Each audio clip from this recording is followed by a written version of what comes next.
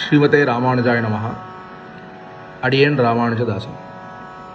திருவரங்கத்தமுதனார் அவருடைய ராமானுஜ சுருத்தந்தாதியில் ஒரு பாசுரத்தில் நம்மாழ்வாருடைய திருவாய்மொழி எந்த அளவுக்கு ராமானுஜருக்கு சந்தோஷத்தை தருது அப்படிங்கிறத ரொம்பவும் அழகாக குறிப்பிடுறார். பந்தருமாறன் பசுந்தமிழ் ஆனந்தம் பாய்மதமாய் விண்டிட எங்களி ராமானுஜமுனி வேழம் முயமை கொண்ட நல்வேத கொழுந்தண்டமேந்தி கோளையத்தே மண்டி வந்தேன்னது வாதியது காலுங்கள் வாழ்வத்தது. இந்த ஒரு பாசுரத்தில் என்ன சொல்கிறார் அப்படின்னா, ராமானுஜரை ஒரு வேழம் யானை அப்படிங்கிறார்.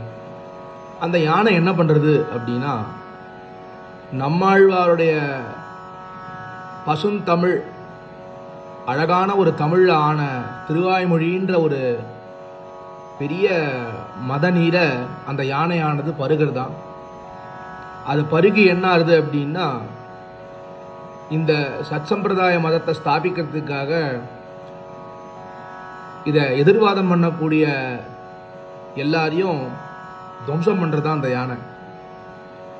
நம்மாழ்வாருடைய திருவாய்மொழிக்கு அத்துணை ஏத்தத்தை சொல்லுகிறார் இந்த இடத்துல திருவரங்கத்தமுதனார்.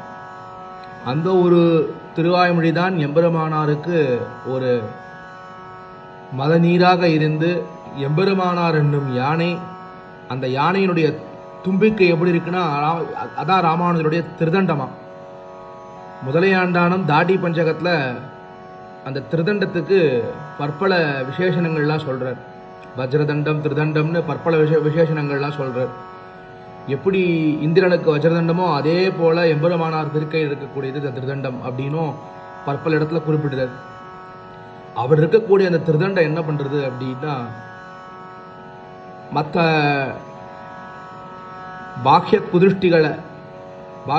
குதிஷ்டிகளை வந்து அடியோட அடித்து அவளால் பேச முடியாத அளவுக்கு பண்ணிடுறதான்.